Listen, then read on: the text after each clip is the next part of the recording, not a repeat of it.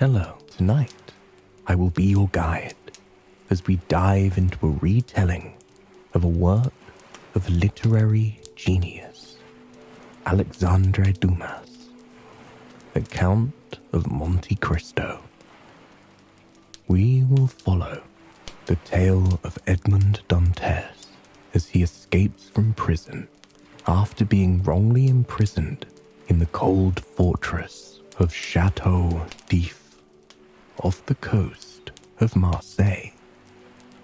We will join him as he spends grim days in the large fortress and initiates his escape, an escape forged on hope and patience.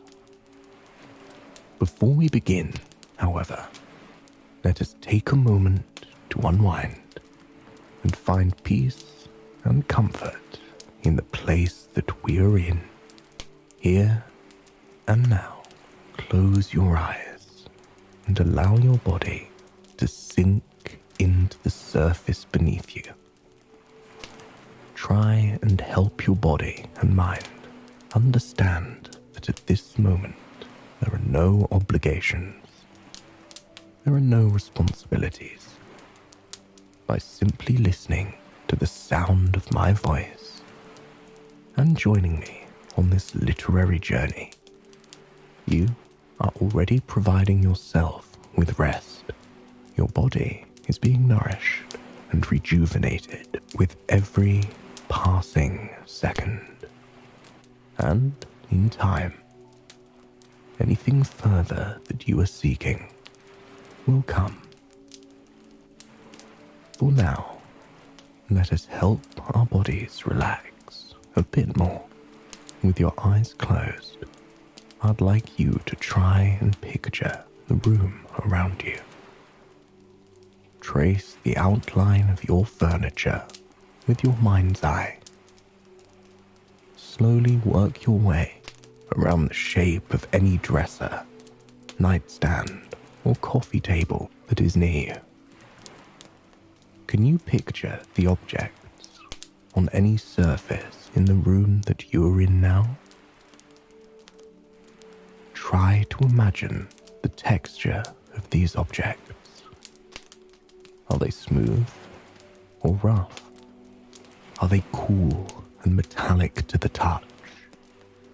Or are they soft and warm? With the room around you visualized and growing more comfortable, I'd like you to turn your attention to the space above you, keeping your eyes gently closed. Imagine the texture of the roof, the color of it in what little light is shining in the darkness. But as you picture the roof, slowly a light begins to glow across it. It's like a mist, a gossamer shrouding the ceiling above you, and it is a soft, light, silvery moonlight. Slowly, the silver mist gathers together from the corners of the room, taking shape just above you into what looks like a brilliant, tiny silver cloud. It floats effortlessly above you for quite some time, as if it, too, is finding comfort in the space around you. Then, slowly, the glowing cloud light makes its way down towards you. As it does, you feel warmth radiating from it, growing closer to your body and bringing a peaceful sense of relaxation over you. The glowing cloud hovers just above your head. You can see the pretty plumes of mist swirling around beneath its surface. Pretty plumes that bring with them an aura of wonder and beauty. But most of all, you can feel that warmth, the cloud gently taps against your forehead. And as it does, that wave of warmth washes over your head and shoulders. Tiny muscles around your mouth and your tongue relax. Your teeth unclench, allowing your jaw to relax in a natural position. Your eyes do not clench shut with any pressure, but instead soften, remaining closed without adding any tension. Inside your head, any pressure, negativity, or racing thoughts that you may have been having melt away, disappearing into the air around you. Imagine any heaviness or negativity swirling around in your head, and then actually picture it leaving your body, blowing away from you with the steady breaths you are letting out. Your shoulders fall away from your ears, giving your neck proper room and easing any tension you've had there. With your head and shoulders relaxed, the cloud lifts slightly, just enough to continue moving down your body. It descends once more, this time softly touching your torso. As it touches your torso, the wave of warmth embraces you, radiating through your chest, your stomach, and across your arms, all the way down, down, down to your hands and wrists. In the center of your chest, feel the cloud most at work. Any pressure or weight you felt on your lungs lifts, leaving you with more space for deep, nourishing breaths. You can breathe deeply and freely now, without anything holding you back. Those deep, wonderful breaths allow your heart to beat at a normal, healthy rate. Any thudding caused by worries or anxiety or discomfort quiets more and more as your heart and lungs find themselves at peace from the warm light of this cloud. For a moment, turn your attention to your stomach and how it feels. If there's any discomfort there, any pressure, any tightening, imagine it as a hard ball. Slowly picture that hard ball of discomfort softening slowly, squishing down like a stress ball. Watch as the hard ball of discomfort turns into something malleable, something that is not permanent and is gradually becoming less and less noticeable. Feel as that silver light radiates down your arms and into your fingers, relieving any aching or stiffness in your wrists, your joints, your elbows, even your fingers. Slowly, the light makes its way down to your legs. Imagine the warm cloud passing down your legs now, soothing any restlessness you may be feeling, and reminding you that here, in your comfortable spot for sleep, is where you belong. The light lifts off of you, up into the top of the room, and as it does, you are left feeling more safe and at home. Now that we have taken the time to relax and find peace and comfort in the place we are in now. Let us begin our story. The port of Marseille was alive with the eagerness of a happy crowd. Palm trees swayed in the light breeze, and the turquoise blue waters of the Mediterranean seemed to sparkle even brighter than they usually did. On the horizon, a ship was gradually making its way into port. A ship that the people were awaiting with bright smiles on their faces and excitement in their hearts. The Pharaon, a ship that had been gone to sea for quite some time, was arriving, and the owner, Monsieur Morel, was thrilled to see his ship return to port. As the ship docked, Morel admired the beauty of it. The sleek wood edges, the strong and powerful mast that glowed against the bright blue sky, the noises the boat made against the soft, rolling waves. But Morel was not prepared for the news that awaited him. The journey of the Pharaon had not been as bright and cheery and positive as this beautiful Mediterranean day was. Edmond Dantès was the first to step off the ship. He removed his hat from his head and informed Morel that something tragic had happened on their journey. The original captain fell ill and passed away, leaving young Dantès in charge. Morel was greatly impressed with Dantès' performance as a temporary captain, as well as his eloquence and kindness in telling Morel the news. At only 19 years old, Dantès was already a better leader than scores of men that Morel had encountered.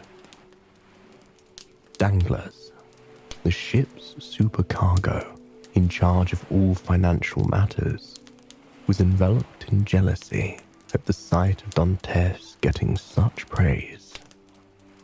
He told Morel that Dantès forced the ship to stop on the Isle of Elba, which cost them much time in their journey. Morel was surprised to hear this and confronted Dantès with the accusation, only for Dantès to calmly tell Morel the truth. Dantès stopped the ship in Elba to appease the captain's dying request. He deeply desired to deliver a package to General Bertrand, the exiled Grand Marshal who worked for Napoleon Bonaparte. Morel was impressed with Dantès' handling of the situation, and as such, he awarded Dantès with the honor of being the permanent captain of the ship. Dantès was ecstatic, thrilled to be given such an honor at such a young age. Meanwhile, Danglars stood at the edge of the ship, overcome with jealousy and anger. After being gone for so long, Dantès travelled back to his childhood home to tell his father the good news. There, he was surprised to see his father looking worse for wear. Though Dantès left his father with some money, a tailor named Caderousse demanded that he pay a debt which Dantès owed, leaving him with little money to survive on. Not yet one to be filled with rage, Dantès handed to his father gold from his promotion and told him that he could buy whatever he needed. Caderousse visited the house only moments later and Dantès politely welcomed him in. Caderousse congratulated Dantès on his promotion, but warned him that his luck may change. The woman that Dantès loved dearly, Mercedes, had been seen in the company of another man. Wounded by the possible betrayal, Dantès and Caderousse travelled to Mercedes to see if he had truly been jilted. Instead, Dantès was love-struck at the sight of the beautiful and graceful Mercedes. Mercedes greeted him with a bright smile and threw her arms around him, embracing him fully and deeply. Her cousin, Fernand Mondego, stalked off at the sight of them in such a passionate embrace. For years, he had been trying to woo Mercedes, but he was truly no match for a man like Dantès, and Mercedes's love for Dantès was unmatched. Later, the group decided to drink together. While Caderousse and Danglars tried to stoke Fernand's anger, Dantès and Mercedes sat at the other end of the table, blissfully unaware. They could not keep their eyes off of each other, and with each stolen glance between them, they found themselves falling more madly in love. By the end of the dinner, the two had an exciting announcement. They were to be wed the next day. Dantès was due to travel to Paris to deliver something as part of the late captain's last wishes. Dantès chose not to go into detail about what he was delivering, but he didn't have to. Filled with rage and jealousy, Danglars began to weave a story in his mind. He suspected that Dantès was delivering a letter given to him on the Isle of Elba by those who were loyal to Napoleon, people who were trying to assist him in a plot to overthrow the French government. Hatred is an ugly thing, and it adds fuel to a fire. The idea of a letter brought a plot to Danglars' mind, a plot that would change the course of Dantès' life forever. As Dantès and Mercedes slipped off for the night, eager to catch up and exchange affections in the dim candlelight of a French night, the three men sat around the table, letting their frustration grow and grow. After much deliberation, Danglars drafted a letter to the public prosecutor, telling him that Dantès was due to deliver a letter for Bonapartists in Paris from Napoleon himself. Caderousse stood up from the table, upset with this plan. He did not want to defame Dantès' character, though, as soon as he left the inn, Fernand gathered the letter and mailed it, sending it off to the public prosecutor. The next day was meant to be a day of love, of passion, of union. Dantès and Mercedes sat at a banquet table, overflowing with lush, luxurious food for their betrothal feast. Glowing in the candlelight, the two could not take their eyes off of each other. Their love had no bounds, and they were delighted to be united for the rest of their lives. Unfortunately, their romantic evening took a rather dramatic twist. As the two were toasting to one another, gazing at each other with passion and love sparkling in their eyes. The doors flung open. The royal guard burst into the room, demanding Dantès' immediate arrest. All of the guests looked at one another in utter confusion.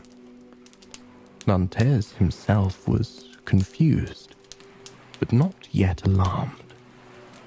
He knew he was an honest man who had done nothing wrong. So, kindly, he agreed to go with the royal guard without a fight. He kissed his beloved bride goodbye as he was whisked away, leaving her with tears of confusion in her eyes. In the wake of the mayhem, Danglars offered to take over the Pharaon as captain until Dantès was released. He was pleased with himself and very, very pleased that his plan was working as he had hoped. Dantès' betrothal feast was not the only one taking part on the grim, drizzly summer afternoon. Across town, two aristocrats were celebrating in a much more luxurious fashion. Gerard de Villefort, chief deputy prosecutor, was celebrating his union with the daughter of Marquis de Saint-Méran. Villefort was a man with a family engulfed in drama. His father was a well-known Bonapartist. In order to keep his power as Napoleon lost his, Villefort publicly aligned himself with the Royalists. He renounced his father with passion, severing his relationship with him forever. In order to gain the trust of the Royalists and people of France, Villefort swore to the guests gathered at the betrothal feast that he would punish any Bonapartists with the utmost brutality and would ensure they were locked away for life. Just as he made the announcement, he was swept away to deal with a Bonapartist plot. A plot that Dantès was said to be involved in. When Villefort confronted Dantès with the accusation, Dantès answered honestly. The letter he had was, indeed, from Napoleon, but he had no political involvement in the matter. He was merely carrying out the dying wish of a captain he greatly admired. Dantès had no ties to anything, no allegiance, except to the love of his father, of Mercedes, and his strong respect for Monsieur Morel. Villefort found himself in admiration of Dantès' honesty and strong character. He thought, for a moment, decided that he was going to let Dantès go, until Dantès uttered the name of the intended letter recipient, Monsieur Noirtier, Villefort's father. Villefort wanted to fall to his knees with grief, with the sheer anxiety and worry pounding through his body. He could not, under any circumstances, allow his father's treason to be known by anyone. He felt he had no choice. He had to destroy the letter and send Dantès away for the rest of his life. Dantès was shocked when Villefort sent him away, and not just anywhere.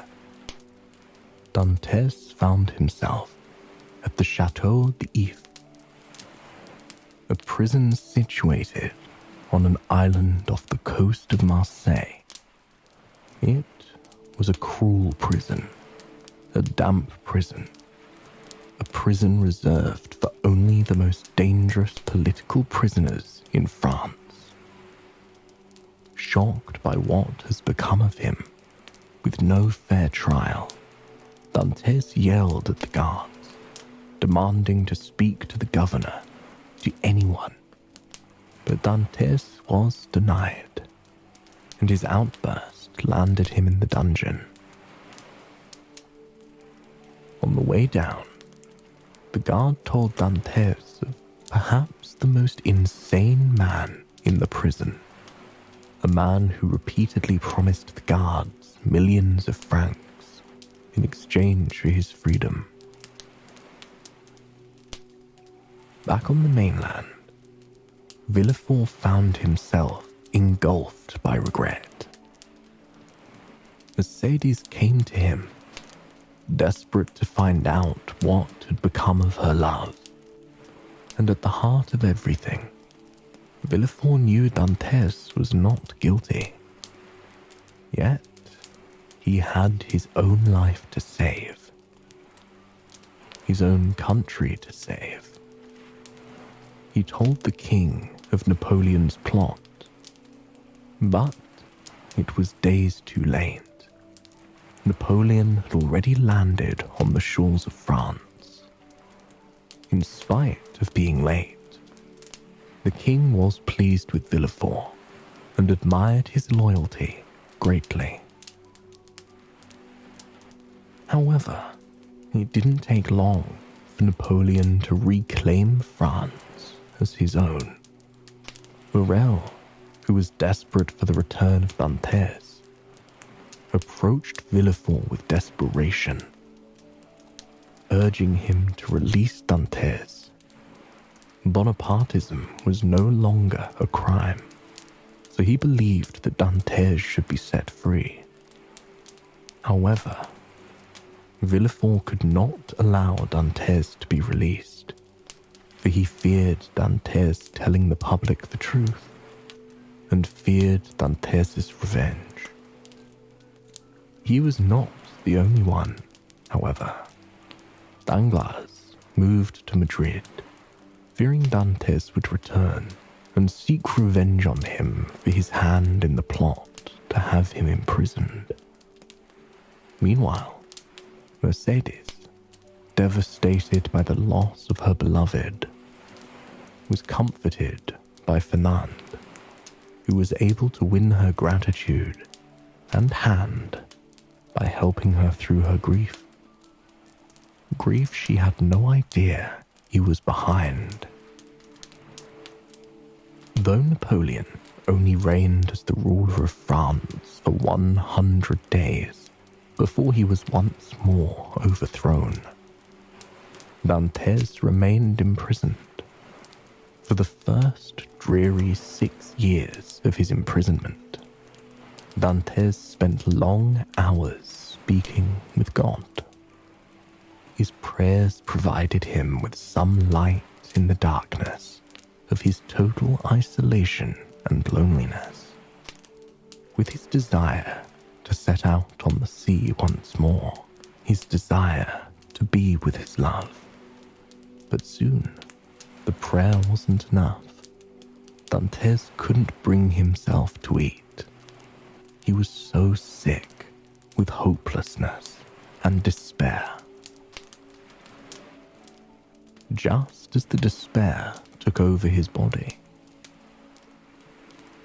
he awakened to the sound of light scratching on the wall of his cell. Confused, he began to dig toward the noise. For hours, he matched the scraping on the other side, and then light bled through the wall. The hole crumbled into existence there. His neighbor, Abbé Faria, also known as the Mad Priest, emerged. He was jailed for his political beliefs, and for many years he has been trapped here unfairly. Dantès was thrilled to have a companion after so many years alone. But Faria was less pleased. He had thought for several weeks he was digging a tunnel to freedom. Though the guard told Dantès Faria was insane, Dantès quickly came to see that Faria was anything but.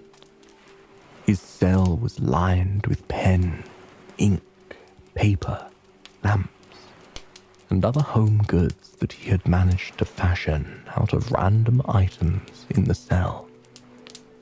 The two swapped their life stories in the light of a flickering candle.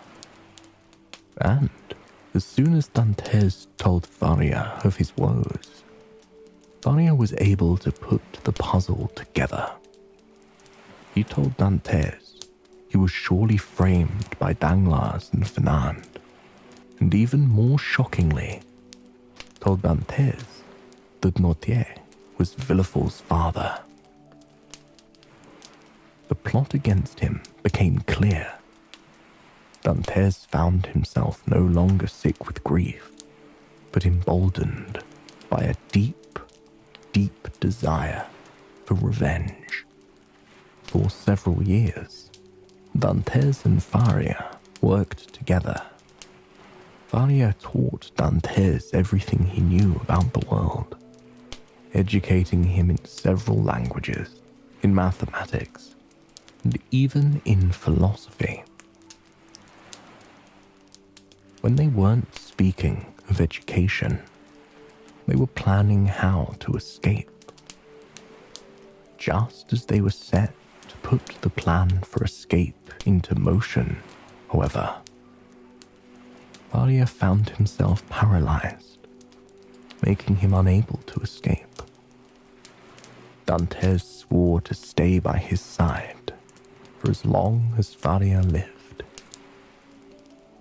As it became clear to both of them that Faria's end was approaching, he told Dantès about hidden treasure on the island of Monte Cristo. Long ago, it was hidden by the Spada family, a family Faria worked for. All the Spada's belongings were left to Faria, and now he was leaving them to Dantès, who had become his son after their years imprisoned together. Faria handed Dantès a slip of paper detailing the treasure's location on the island. Soon after, Faria peacefully passed away, devastated by the loss, but still desperate to escape. Dantès hid himself in the bag that was meant for Faria's body. Later that night, Dantès was cast into the sea in the bag. Using a knife he concealed on his person, he was able to escape the bag.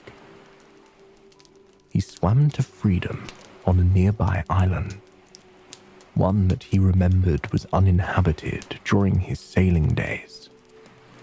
As he grew closer and closer to the island, his heart raced more and more.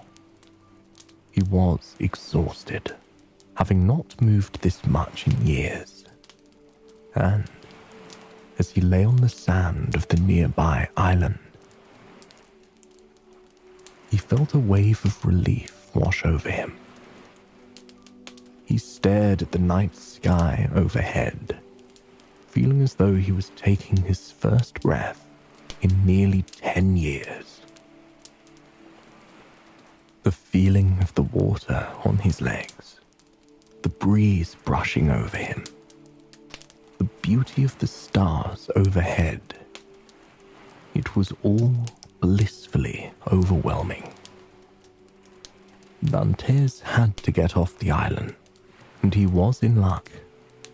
A nearby ship picked him up, and he told them that he was the lone survivor of a ship crash days earlier. He worked in the crew of smugglers for quite some time, and the men grew to love him dearly as a hard worker and as a friend. Soon, the ship settled on the island of Monte Cristo for a night. When they did, Dantès saw his opportunity. He told the men he had an injury and could not be moved, urging them to return for him in a week. With the crew gone, Dantès searched the island for the treasure of the Spada family. He dug at the spot that the map indicated, and in it, he uncovered a treasure greater than he could have possibly imagined. The diamonds and gold sparkled in the sunlight, more beautiful than anything he had ever seen before. Moved, Dantès fell to his knees, thanking God for the journey he had sent him on.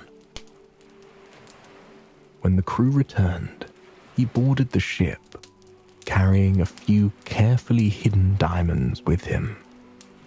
In port, Dantès sold some of the diamonds in order to purchase a yacht and sailed back to Monte Cristo for the rest of the treasure. He awarded Jacopo, one of the smugglers who was kind to him, with his own crew and ship. Fueled even more in his quest for revenge, Dantès disguised himself as an Italian priest and travelled to the home of Caderousse. He and his ill wife were poverty-stricken, and Dantès was disturbed to see it. Pretending to be the executor of Dantès' will, Dantès told Caderousse that he came into a fortune while imprisoned and wanted the money split between his father, Caderousse, Danglars, Fernand, and Mercedes. Hungry for money and wanting it all to himself, Caderousse told Dantès of the truth behind the plot against him. Though Dantès already knew this from Faria's deduction, moved to tears, Caderousse told Dantès that he has been tormented by guilt since Dantès was imprisoned. He wanted his former friend to be released, but there was nothing he could do. Dantès found himself moved by the display. Truly, Caderousse had been devastated, and so he gave Caderousse a diamond to keep for himself, declaring Caderousse was the only true friend of Dantès. Dantès learned of the fate of everyone else. Danglars became one of the wealthiest men in Paris, and Fernand too became incredibly wealthy. He and Mercedes lived together in Paris. Morel was at the edge of financial ruin, having given Dantès' father much money and having had many of his ships sunk or lost at sea. Dantès was displeased to hear all this news, but he knew what he must do. He worked in the shadows to return the purse to Morel, although this time it was filled with notes of all of Morel's debts. Debts that he had paid in full. He also enclosed a diamond to be used as a dowry, so that Morel's daughter could marry the man she was madly in love with. From outside, Dantès watched the celebration between the family members. He was pleased with himself, pleased to reward a man who had been so kind to him. For the next 10 years, Dantès enjoyed his wealth and planned his revenge. Having bought the island of Monte Cristo and the title of Count, he referred to himself as the Count of Monte Cristo. And now was the time to set his plan into motion. He set out to meet Albert, the son of Fernand and Mercedes. Upon meeting him, he discovered that Albert was engaged to Danglars' wealthy daughter, although the engagement seemed quite unhappy. Dantès bought himself a house outside of Paris, wanting to be closer to the affairs of those who wronged him and their children. He brought a Greek slave named Heidi and set her free, believing she shouldn't be kept imprisoned. Gradually, the two became more and more connected, and Dantès found himself falling in love with her, something he didn't think possible.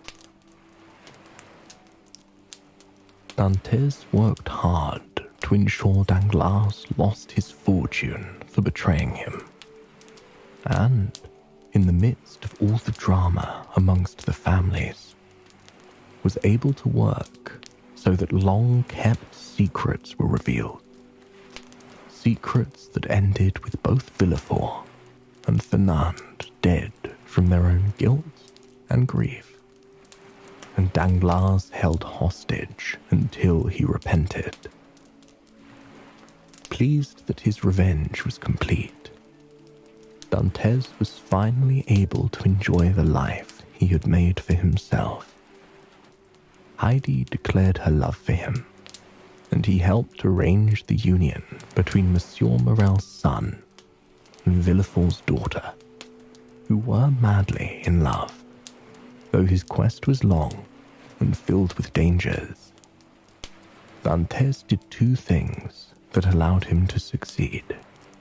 He hoped, and he was patient. I hope you have enjoyed this sleep story, and it has brought you a night of peaceful, relaxing sleep. Please, join me again tomorrow night for another sleep story. Until then, sweet dreams.